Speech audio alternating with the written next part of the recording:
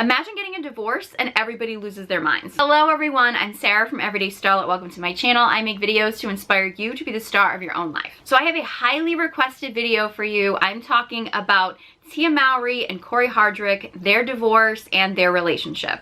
I had so many people that requested I talk about them as a couple and about their divorce and their relationship. I was amazed at how many people wanted me to talk about this couple, and I did not realize how upset people were about Tia and Cory's divorce. Like, people lost their minds. And the way people are attacking Tia is actually kind of like mind-boggling. I think it's maybe just a sign of the times today. I don't know.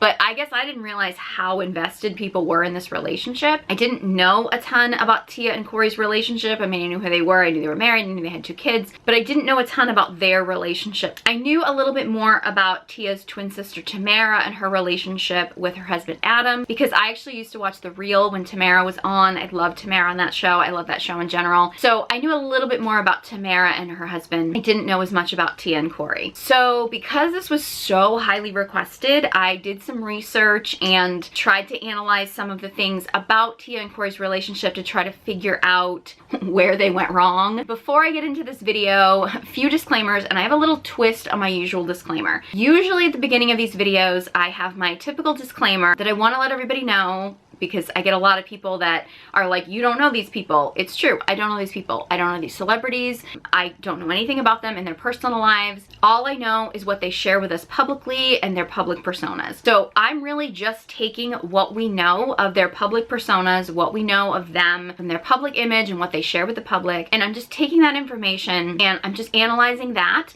In reality, it's not really about the celebrities. It's actually about the lessons that we can take from these very public relationships, or what we see, you know, publicly, and what we can learn from them and what we can take into our own lives so that we can actually have happier, healthier lives and relationships. And I have to say this because I do get a lot of people that get very upset when I analyze these celebrity couples that want to argue that I don't know them, which is completely true. I don't. And it's not really about them anyway. I'm simply using the celebrity couples and their public personas as a way of showcasing certain lessons that I think people need to learn. And in reality, most of these are lessons that, like, I wish I knew at a younger age. They're things that I had to learn the hard way, and I wish someone had been there telling me to avoid these certain things or pay attention to these warning signs. And I wish I had someone telling me these things when I was younger, and I just want to share some of the lessons that I've learned about life through either my own personal experience or observation or study, and share them with you. I've noticed that on the flip side, with this particular situation of Tia and Cory especially, there are a lot of people out there that don't realize that they don't know Tia and Cory personally. So I want to have a little bit of a spin on my original disclaimer, and I want to let other people know that you don't know them personally, and I feel like a lot of people don't realize that. Now, Tia and her sister Tamara have been in the public eye since they were 14 years old. They were on a TV show when they were younger, sister. So a lot of people got very invested in them. So I can see where people would feel like they know them or feel like they're a part of their lives, and that's understandable. I would just be very leery of feeling like you know celebrities that closely. And as much as I like to give the disclaimer that I don't know any of these celebrities personally, it does feel like, and especially with this Tia and Cory divorce, it feels like there's a lot of people out there that don't realize that they don't know these people. Like, they don't know Tia and Cory personally. They don't know these celebrities personally. And I think that this is a really important thing that I want to talk about. It's kind of the first topic that I want to talk about when it comes to Tia and Cory, because a lot of these celebrities and public figures, and this even goes for like people on social media, big influencers, and just everybody on social media, and I think honestly even like people in our personal lives, we don't necessarily walk around and share the problems that we have in our interpersonal relationships with the world.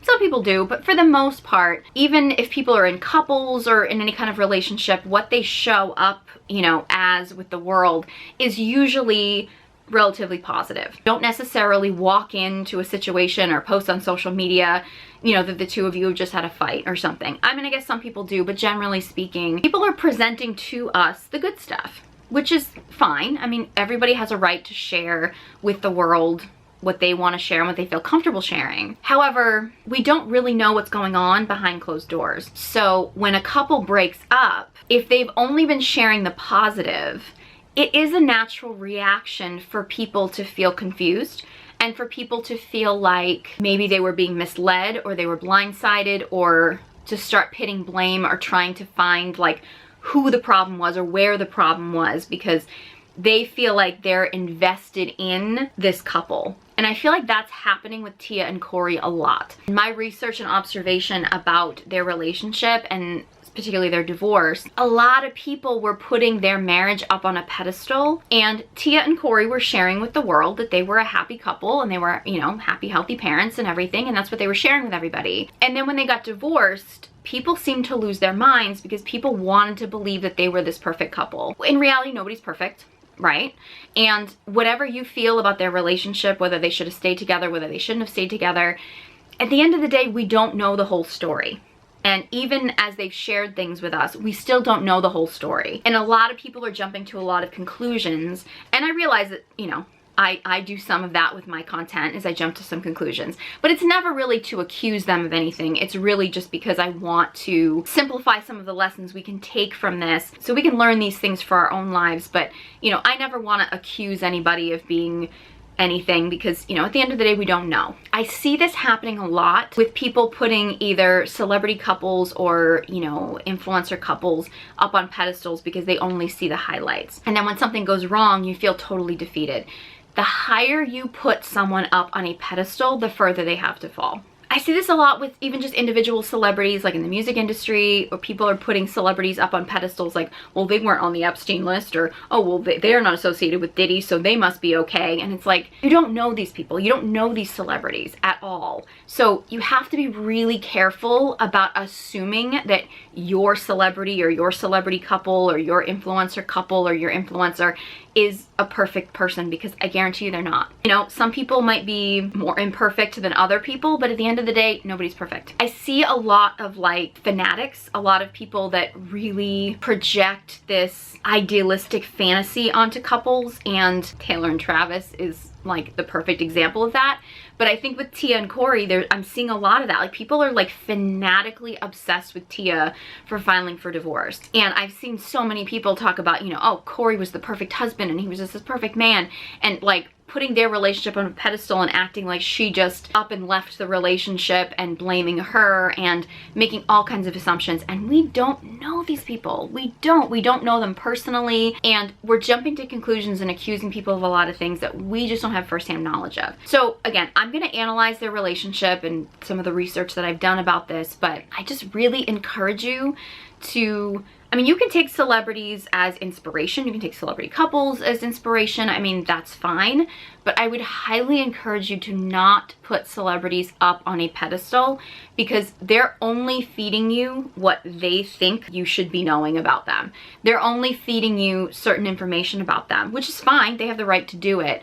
But when things turn out to not be what you think they are, you're going to be that much more disappointed. You're going to be that much more angry. It's going to be that much more frustrating for you, because you've projected this fantasy onto them that they could never live up to, because they're all human, right? That's sort of my first observation about the Tia Cory divorce, is that people are taking it so personally. They're celebrities. They're a celebrity couple. They shared with you what they were comfortable sharing with you, and now they're not together anymore, and they're sharing what they're comfortable sharing with you.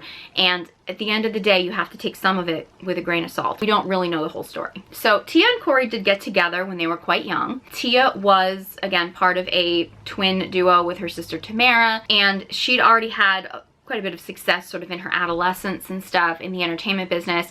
And when Tia met Cory, he was just starting out as an actor. He was a struggling actor. He was having a lot of financial issues, and they met because he was, I don't know if he was an extra or had a small part or something on a movie that Tia and Tamara were in. I believe Tia and Tamara were kind of like the stars of the movie. They were bigger deals, and supposedly the story was Tia and Tamara were like driving home from the set, and they saw Cory waiting for the bus, and they offered to give him a ride home. That's kind of how they met, and then they became friends. They got to know each other, and I'm pretty sure Tia said she was 19, so they were kind of like close in age, and they dated for a while, and then they got married. They had their son. She's admitted that when she married Cory, like, he's the only guy she'd ever been with. I find it funny how many people have said, oh, Tia hit the jackpot too early. She got a good guy too early and never learned to appreciate him. Or she found the right guy, or she found the perfect man too early in life, and that's why she ended up deciding to divorce him in her 40s. I'm gonna get into one of the reasons why people tend to hit the 40-year mark and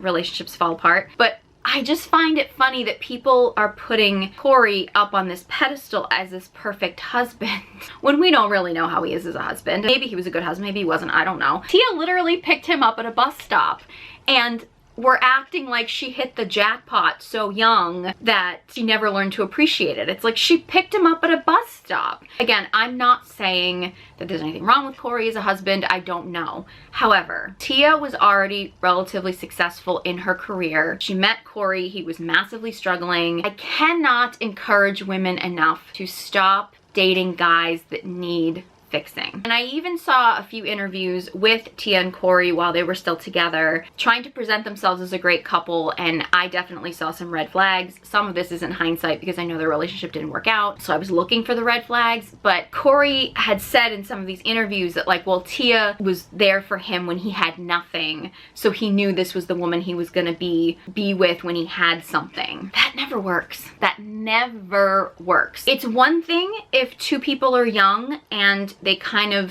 are starting out on the same plane, but they don't really have much, and they're gonna build together. That's fair. But if you as a woman are much more successful or in a better situation than a man when you meet him, and you're there with him while he's coming up, it's probably not gonna work out. You know, she's maintained a relatively successful career. She's not like a huge celebrity, but she, you know, is a celebrity and has maintained that since she was a teen, right? Cory got more success and built up. Now, probably his association with Tia probably benefited his career. He started making more money. She's always made more money than him, but he started making more money and was more successful. That scenario never works out. And there's various reasons why it doesn't work out, but it just doesn't work out. I just highly recommend women stop doing that. It's really hard to not fall into like the mother-child dynamic. And I'm not saying that that's the dynamic that they were in. You know, he started making more success, but she's always been the breadwinner. And it's just really, really difficult for women to respect a man if she's the breadwinner. And especially, and I think I talked about this a little bit in the Cardi B and Offset video, it can kind of work if two people are in totally different fields and they're both equally as successful in their chosen field, but the woman just happens to make more money because her chosen field just pays more. I think that can work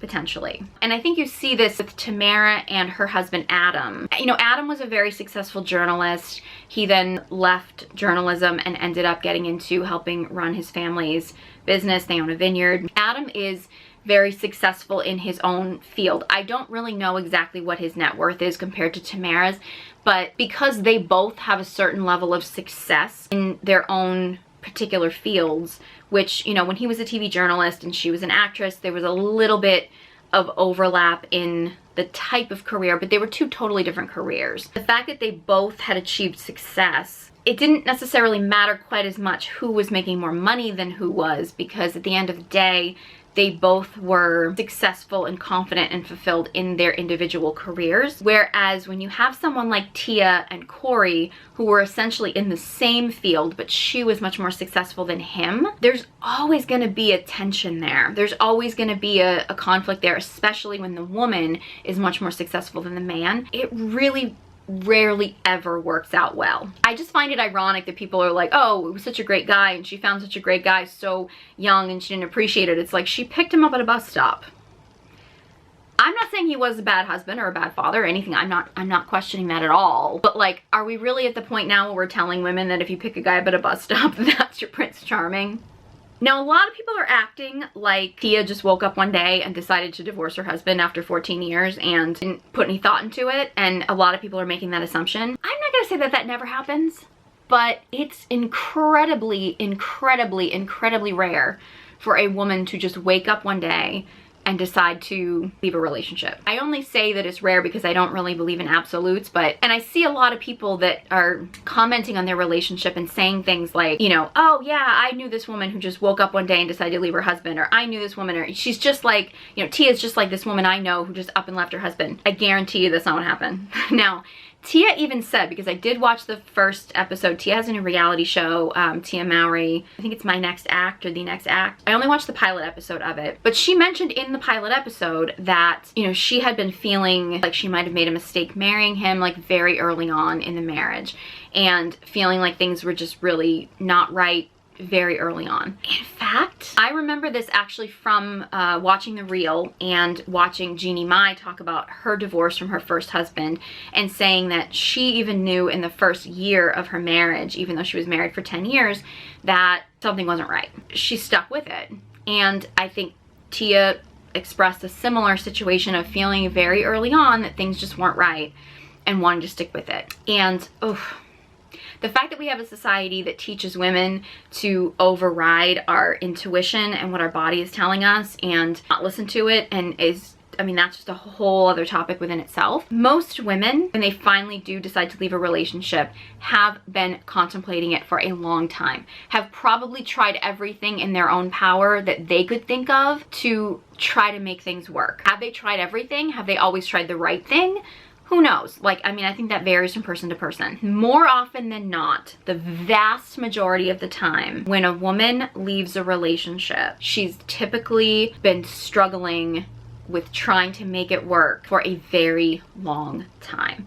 So when you see a woman filing for divorce, know that she probably did not wake up one day and say, oh, I think I'm just gonna leave my husband today. She probably contemplated it and fought it and tried to make things work for a very long time. Now, I want to get into a few of the red flags that I discovered when kind of analyzing their relationship. I looked up a few interviews with Tia and Cory while they were still married. I'm not going to include clips. I know some people have requested that I include clips of some of these things that I'm talking about, but YouTube is just so weird about copyright stuff that I really can't. But all of these video clips were things that I very easily found when I just searched like Tia and Cory relationship or Tia and Cory marriage or something like that. So all of these video clips that I've seen that I'm going to reference, you can very easily find online. So some of it is from these interviews, and then I also watched the pilot episode of Tia's new reality show. So I just want to make a few references to a few things that I noticed that I think were early clues that there may have been a problem in Tia and Cory's relationship. One thing that I noticed on the pilot episode of Tia's reality show is that anytime she started to get a little bit emotional, she would try to force herself to stop crying. She'd try to suppress it, and then at one point she said like, oh, I hate crying. Anytime I see a woman acting like that, it is a major like alert. This is obviously a sign of a woman who is completely disconnected from her emotions. She's trying to suppress her emotions. She's ashamed of her emotions. And that is a big warning sign to me. It's amazing to me when guys will talk about women not being able to handle a man crying or women judging a man crying. A woman is never going to be able to handle a man's emotions if she can't accept her own. So if a woman does not feel comfortable in her own emotions, with her own emotions, she's never going to be able to handle anybody else's because she can't handle her own. The fact that Tia is like fights so hard to not cry, I think is a big warning sign. Like clearly she's having problems connecting to her emotions and accepting her emotions, which is very normal in women today. So I'm not saying that as a judgment, but it is something that is usually a problem and will usually negatively affect relationships. And I remembered watching that on the pilot episode of her reality show, and then seeing an interview of Tia and Cory when they were together. And at one point they were talking about their relationship, and Tia was talking about, I don't remember what she was talking about, but it was something sweet about their relationship, and she started to get emotional and she started to tear up, and Cory was like, oh, don't cry. And I was like, ooh. Okay, warning, warning. Clearly Cory was not comfortable with Tia's emotions. Now, there's a few things that come with this. It is possible Cory was not comfortable with Tia's emotions and made Tia feel like she shouldn't be expressing her emotions, and he could have been suppressing her, either intentionally or just with his energy or discomfort. Maybe she was picking up on that. It's also possible that Tia wasn't comfortable expressing her emotions, like even prior to Cory being in her life. Like maybe that could have even been a childhood thing. It's very common with women today. And if you are a woman who feels like your emotions are wrong, or you're not comfortable with your emotions, or you're not comfortable expressing your emotions, it's very likely you're going to attract a partner who is also not comfortable with your emotions, because we tend to seek out people that confirm things that we already believe.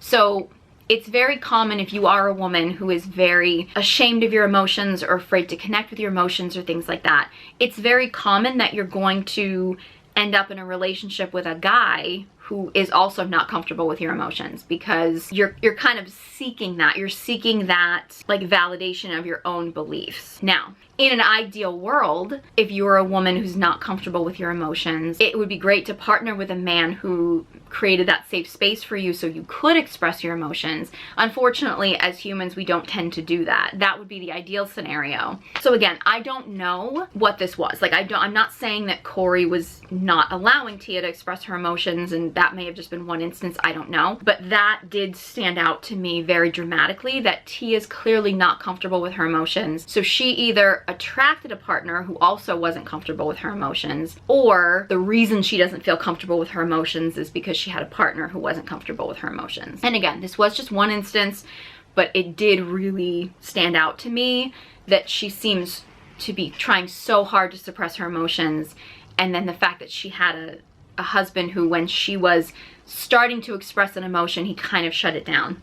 That was a big warning sign for me. I also noticed there was like a marriage Q&A that Tia and Cory were doing when they were married, and one of the questions that somebody asked was, what was your favorite memory of you as a couple before you got married? And he said that it was them taking a trip to Hawaii, because she had been to Hawaii before, but he had never been to Hawaii, and he got to experience so many different things that he'd never experienced before. You know, they went to a luau and they jumped off they did cliff diving and things like that and whatever. Then she said her favorite like pre-marriage memory of them was their first kiss, and she was like, it was so romantic, and you know, and we had a picnic and stuff. And he goes, yeah, I had an afro back then, and I you know, I was wearing this, and I was, you know, and everything. He made all of their pre-relationship memories all about him, about his experiences, about what he looked like, what he was wearing. She was making the best pre-relationship experiences about them as a couple, like their first kiss, how romantic it was, they were on a picnic, things like that. Ooh, that stood out to me so much. I was like, wow. Because, and I know there's going to be a lot of guys that are going to say women are selfish. Relationships are better, right or wrong, fair or not fair, doesn't matter. Relationships work better when the woman is selfish and the man is selfless. They just work better. And this is not like a female bias.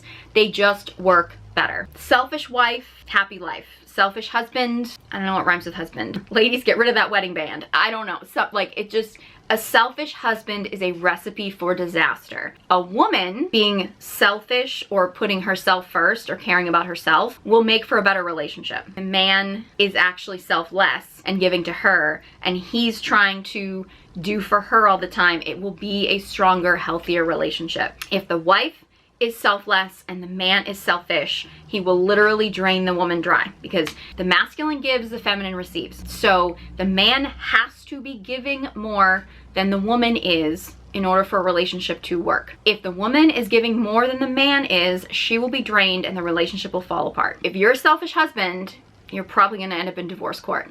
Whereas a selfish wife, a relationship can work, because the man should always be giving more than the woman. So yeah, so when I saw that, I was just sort of like, ooh, warning sign. There was also another clip of a video of Tia and Cory talking, and this was actually, I think, even earlier on in their marriage than some of the other videos, but Tia just looked so drained. And it was interesting how, you know, they were talking about, you know, marriage is work, and, you know, and everything, and you have to work through it, which, you know, is there's going to be ups and downs. Like, everybody has ups and downs in life and in relationships and things like that. But it was interesting because Tia looked so drained, and Cory was talking, and Tia went to say something, and he kind of was like, don't interrupt me, or something, or like, let me finish, or kind of like snapped at her for interrupting him, but then he proceeded to interrupt her. I know that there's a big push, and I've seen this online with some people, where when guys are like, don't interrupt me, or guys cut women off, or things like that, like it's perceived as being masculine. It's not really. It makes you kind of sound bratty. I also noticed in the same like Tia and Cory marriage Q&A, I believe this was when Tia was pregnant with her second child, her daughter, and people were asking her how her son was, you know, was he excited about, you know, being a big brother and things like that. And it was interesting how Tia was saying how, you know, her son was so nurturing. He was always checking in on mom because she was pregnant, and he was just so loving, and she was just so loving her pregnancy so much because, you know, having her son there and, you know, being, you know, supportive, and how great a big brother he's going to be, and all that stuff sounded great. Like, it all sounded wonderful, and I'm not knocking any of that. Oftentimes when you see children feeling like they have to caretake a parent, it's usually because there's a parent that's dropping the ball. Now, it is possible that the child is emulating like the father, like the son could have been emulating the father and learning like, okay, if the father was being very nurturing, then the son learns that that's what you do. But the fact that Tia was emphasizing that her son was being so nurturing with her and checking in on her, I wonder if that wasn't because he felt like the dad wasn't doing that and he had to step in as that role. That's very common in children that feel like they have to be parentified, because it's usually because there's a parent that's not being a parent. Just speculation, not saying that that's specifically happening in this situation, but it is something to be aware of. That oftentimes is the thing when you have a child that kind of is stepping in a parent role. It's usually because there is at least one parent that's kind of dropping the ball. And I always put it on the husband, because the man sets the tone, which is always funny how guys will argue that they're the leaders of the relationship, but then they deny that they're the ones that set the tone. They set the tone for the relationship. So if you see a woman who's not stepping into her role of a mother and being a solid parent, it's usually because she can't, because the husband, father hasn't set the right tone. That's a whole conversation in itself. I'm not going to dive down that rabbit hole because this video is probably already long, but there definitely have been clues that Tia and Cory's relationship was not solid. Now, there's some people who are making the argument that when you get married, it's a commitment and you stick it out and you do what you have to do, and you just, you know, divorce shouldn't be an option. And there's people who feel that way, and you know, it's their right to feel that way. Obviously, Tia felt differently. It's her right to feel that way. Tia did mention on the pilot of her reality show, something that kind of hit me is that she talked about losing her grandmother and kind of having this realization of life is short, and that's when she started going to therapy. And I don't know timing wise when that was with when she decided to file. I don't really know the timing of that, but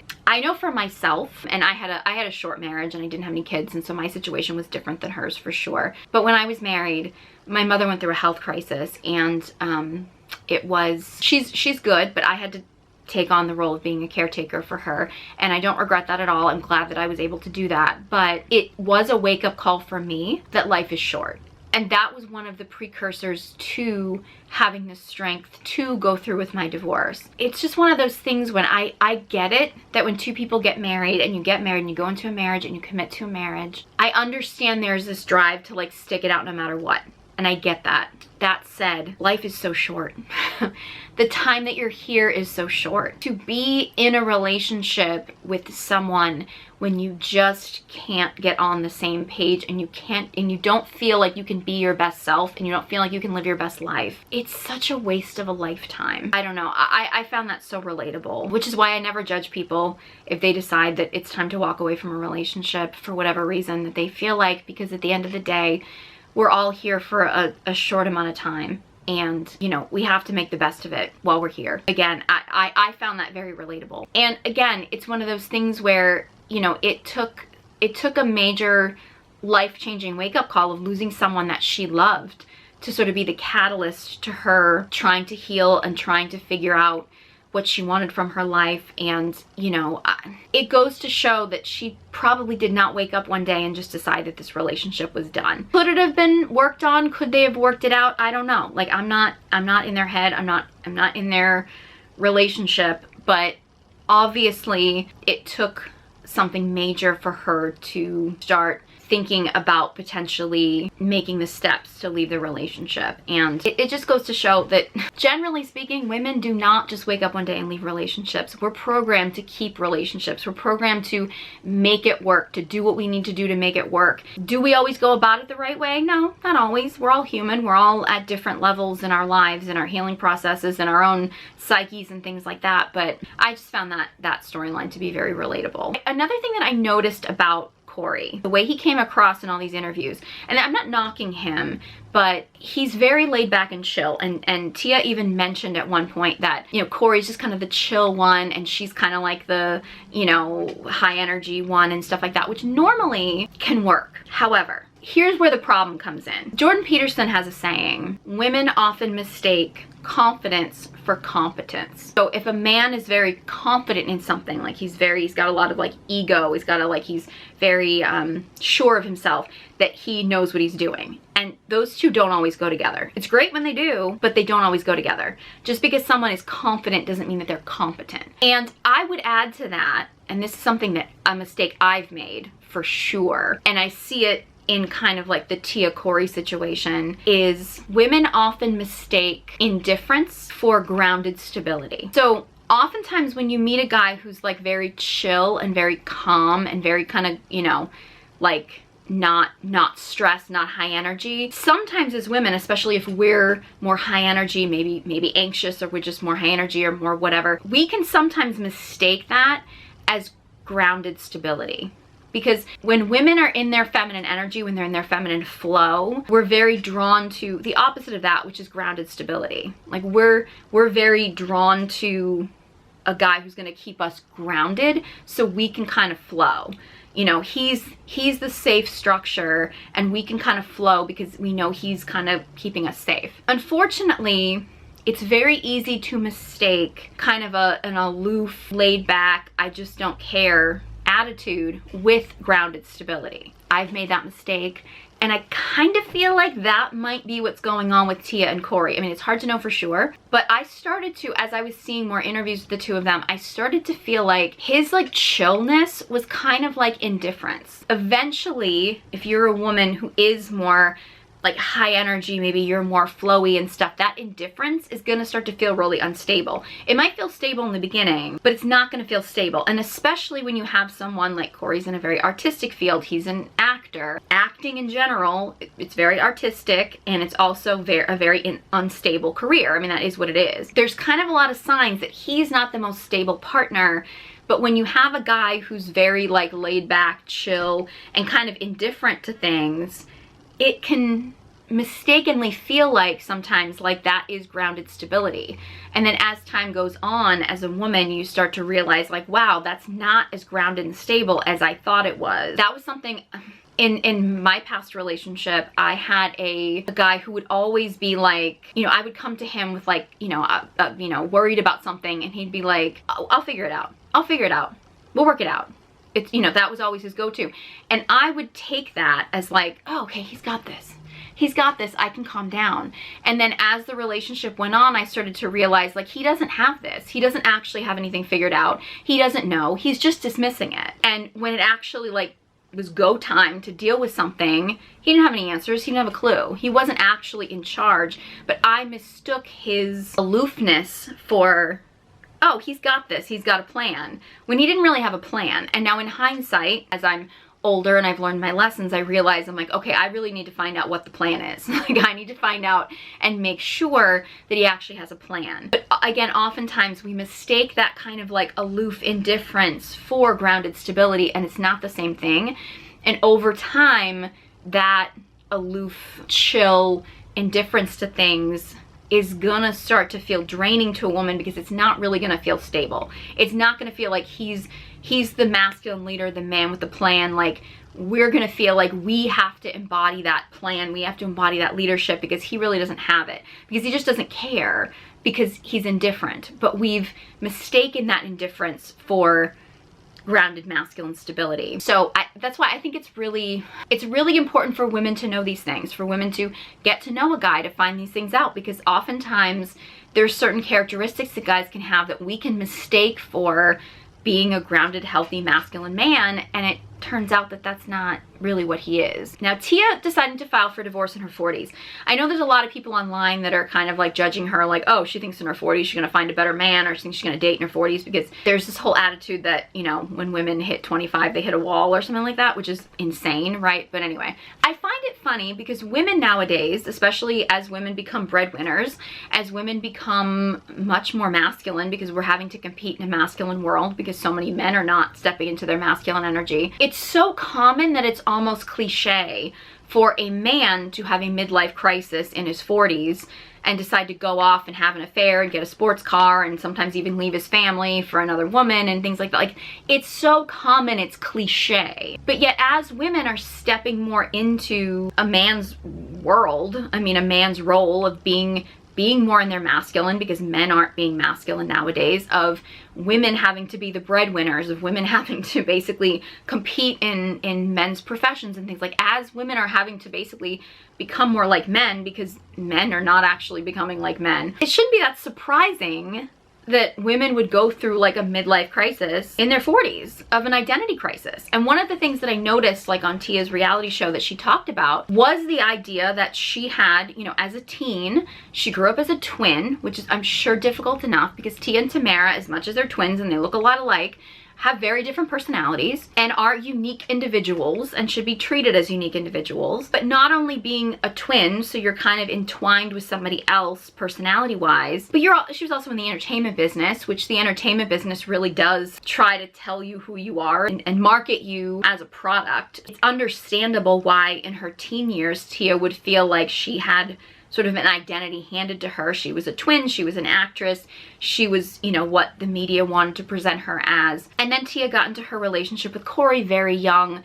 Then she gets married, she identifies herself as a wife, she identifies herself as a mother. It's not that shocking that she would hit her 40s and go through, you know, I think what we would call for men a midlife crisis of feeling like she wanted to get to know her, like she wanted to know herself, like she wanted to know who she was, separate from the labels of being a twin, of being a Hollywood actress, of being, you know, a wife and a mother. And it's not that shocking. Now, I'm not saying that every woman when she reaches her 40s should just, you know, get a divorce and whatever. I mean, I think that that's how you deal with that is an individual decision. But I don't think it's that shocking that she felt like she needed time to find herself. Like, it's not shocking because many men go through that crisis when they hit, you know, their 40s or sometimes their 50s.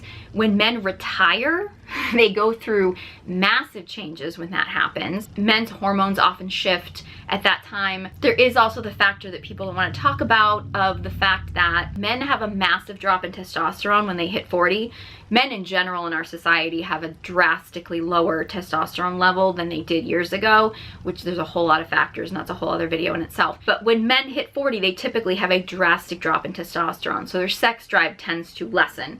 Not saying that men in their 40s don't still want to have sex, but their sex drive tends to drop. However, when women hit their 40s, their sex drive goes through the roof. So if you have a couple who are both in their 40s, the woman's sex drive is probably going to amp up, the man's sex drive is probably going to be dropping down. Now, then when women go through menopause, which is a little bit further down the road typically, that can affect her sex drive, which in reality, and I'm not going to dive into this too much here, I could do another video talking about this topic, but a lot of the women's sex drive disappearing during menopause is more cultural and it's more something that we put on women psychologically. Women can still have very active and involved sex lives. Even post-menopause, that's more of a psychological thing that we put on women, but their hormones do shift, so their relationship with their bodies, with sexuality does change. I mean, that's natural. In the same way that men's bodies and their relationship with their sexuality is going to change over time because they do have shifts and changes in their hormones as well. There was apparently an interview, and I don't know at what stage in their marriage that this interview happened, but there was an interview that Tia had said at one point that her and Cory had to schedule sex into their, you know, weekly schedule. And I guess the way she worded it was, we schedule it because if we don't schedule it, we just won't do it. There's different schools of thought about like scheduling in sex. I think as with most things, it depends on the reason why you're doing it, why you're scheduling it, not the reason why you're having sex. But if it's because you're just so busy that you really want to sleep with your partner and you have that like desire to sleep with your partner, but you just can't ever figure out how the two of you can be in the same place at the same time, and you're using that as like an anticipation, and you use that kind of like as a kind of like the tease, like, okay, we know this is going to happen this night, and you're kind of like using that as a build up and an excitement and stuff. I think that can be helpful, especially if you have busy couples or, you know, things like that. If you're scheduling it because it feels like a chore and you're like, ugh, if I don't schedule it, we're just gonna avoid it and we're gonna keep putting it off because we don't really want to, that's a problem. And one of the problems that I have with the idea of scheduling sex is that if it gets to that time where you've scheduled for it, if you're not turned on, or you're not, especially as a woman, if you're not like ready and wanting to do it, it can really force you to like override that, what your body is telling you. It can cause you to kind of like disconnect, and there's a lot of downfalls to it. As with most things, it depends on the intention, and the way that Tia was explaining it did kind of feel a little bit like it was an obligation that they had to schedule in because, you know, I'm not trying to get into their sex life, but I mean, she did talk about scheduling it, so something she shared publicly. I don't want to get into whether it was good or whether it wasn't or anything like that, I don't know, but it did kind of feel to me a little bit like it was a forced thing. Again, scheduling sex appointments and things like that with your partner, it can vary from relationship to relationship, and it does depend on what your intentions are. But if you're doing it because you feel like you have to sleep with your partner and you just don't know, like you're avoiding it and you have to kind of like schedule it in and you have to kind of like psych yourself up and force yourself to do it, that's probably your body telling you that something is wrong in the relationship, and you probably should work on your relationship and figure out why it is that you don't want to be with your partner. And I don't buy into the attitude that like, well, when you've been together for a long time, you just decide that you don't want to. For most women, the longer that they've been with a partner, if they do feel safe and feel like they're in a safe, healthy relationship, they're gonna wanna open more, and it's gonna actually make them more sexual and more turned on. I know a lot of guys don't wanna hear this, but like when the guys complain about like, oh, my wife doesn't wanna sleep with me, it's like, well, if she was enjoying herself while she was doing it, she probably would want to do it more often.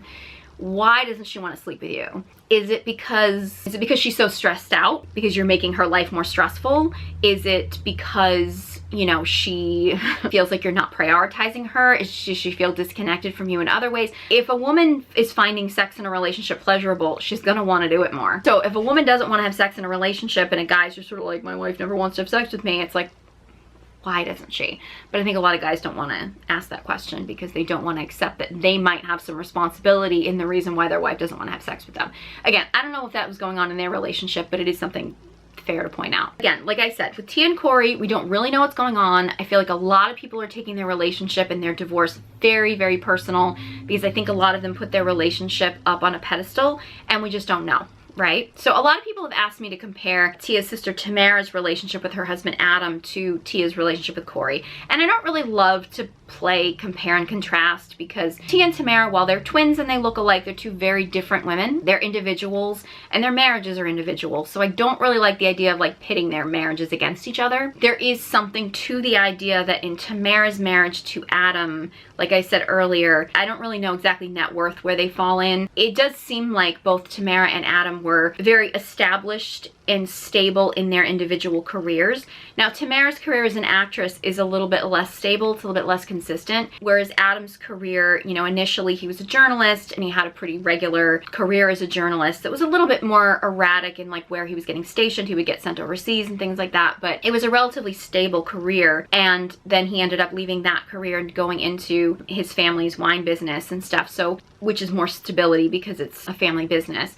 So, you know, Adam has had more stability, which allows Tamara to have a career that is maybe a little bit less stable. But they're both relatively established in their individual careers, whereas in Tia and Cory's case, both being actors, they're both dealing with instability, and with Tia being much more successful than Cory in that chosen field, there's always going to be a weird divide there. And plus, they're both not in stable careers. So I do think in that sense, I'll make the comparison. I will note that I did watch some videos of Tamara and Adam talking about their relationship, how they met, things like that, and the vibe was different. The vibe when you look at Tamara and Adam, they have a more relaxed vibe. And I never like to put relationships up on a pedestal. Again, they're sharing with us what they want to share with us. We don't know what's going on behind closed doors, but they have a much more relaxed vibe.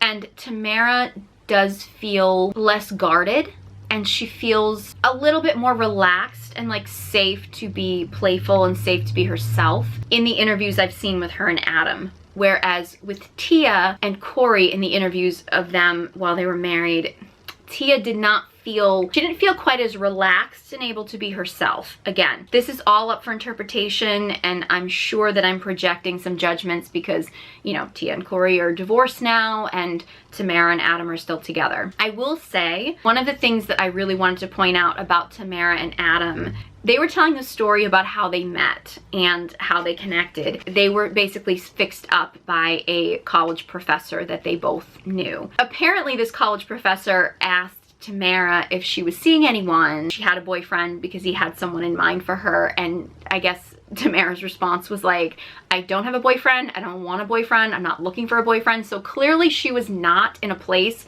where she was like looking for a relationship, which I love. I love that kind of like, I'm good on my own, I don't need anybody. And I love the vibe that Tamara was just like, she wasn't desperate for someone, she wasn't out there like seeking a relationship, she was good, you know what I mean? Like, she was good herself, which I love that vibe. And then apparently, like, I guess they emailed back and forth a little bit, and then when they actually made plans to meet in person, Tamara was saying how, you know, she felt like other times, you know, when you go on a date with a guy, you feel like, oh, how would he like me to wear my hair, or how would he like me to dress, or like how would he like me to act?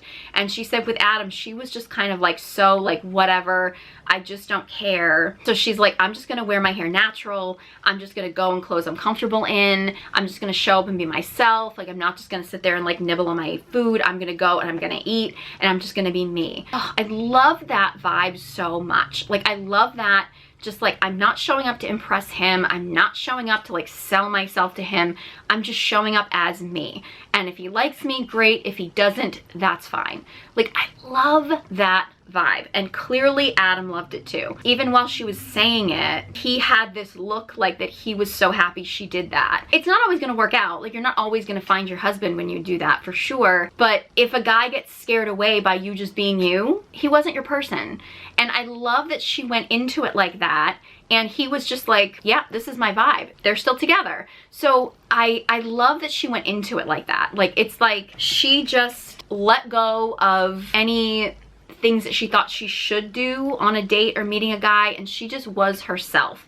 And I love hearing that, and I would love to see more women doing that. I do think when you're younger, it's harder to do that, because when you're younger, it's easier to get caught up in the what should I do, what shouldn't I do. As you get older, as a woman, I've found, this isn't universal, but I found, as you know, as a woman, you start to care less about what other people think of you, which is a beautiful aspect of getting older as a woman, when you can start just like not worrying so much about what people think of you and just learn to be yourself. Personally, my favorite part about aging, not a lot I love about aging, but that's definitely one of the things I love about aging. It's just letting go of these ideas of what you should be and just showing up and being yourself. And that's actually what I want more women to embrace. It's kind of like the anti-pick-me-girl energy. If you want to learn how to heal your inner pick-me-girl that feels like you have to like put on a show and perform for a man on a date or perform for men in real life, pick up the Recovering Pick-Me-Girl Guided Journal.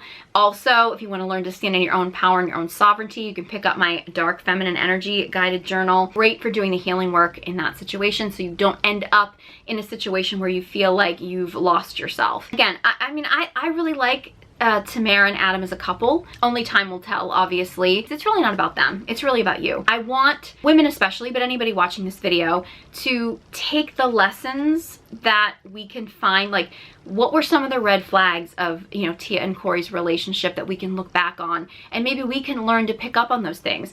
Is a man always talking about him when you're talking about the two of you?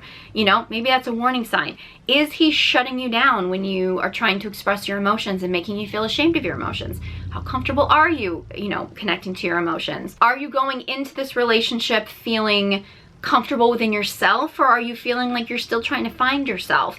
You know, these are just things to look at, and I just invite you to take some of these, you know, take some of these celebrity relationships, and instead of just sort of projecting your own stuff onto them, you know, see what lessons you can learn from them. I do find it interesting, and the last little note I'll make is that people have commented on Tia's reality show about a lot of her friends who are single, and the idea that like single women are keeping women single. I think most of her friends on the show are kind of just trying to be there for her and support her while she's going through this. I don't know what advice they actually gave her when she was actually going through the divorce or anything like that, but generally speaking, and I say this as a woman who's been single for, you know, I'm usually single, generally speaking, which I'm fine with. It's really not single women that are keeping women single. I know that's such a stereotype, but I can tell you as somebody who's usually single, I've never in my life gotten advice from a single woman or seen a single woman online, even if she was living her best life, even if she was living a life that I absolutely would love to be living, and ever thought like, wow, gee, I really should stay single because I want what she has, ever. Even when I've looked at a single woman and thought, oh, she seems like she has a great life, it's never been like, but I have to stay single in order for that to happen. I mean, I can tell you, as a single woman who has given women in relationships advice before, I can tell you a single woman's advice is never going to reach a woman in a relationship until she's ready to hear it. She's not going to be willing to walk away until she's ready to accept that as her fate. So single women don't have as much influence on women in relationships or other women as men like to think that they do. However, seeing married women in miserable relationships, even when that married woman is trying to present themselves as being in a great, healthy, happy relationship, when you can tell she's not that happy, those are the women that keep women single. Like, as a single woman, I have been way more influenced to not get married and not be in a relationship by women who are in committed relationships that are miserable. Like, that you can tell they're miserable. Even when they tell you things are good, you're like, okay, clearly this one is miserable. I would never want to be in that situation. It's actually women in relationships that are keeping women single, because single women will look at them and be like, wow, I would never want to be her. I'm gonna stay single. Like, I, as a single woman, have never been influenced to stay single by another single woman.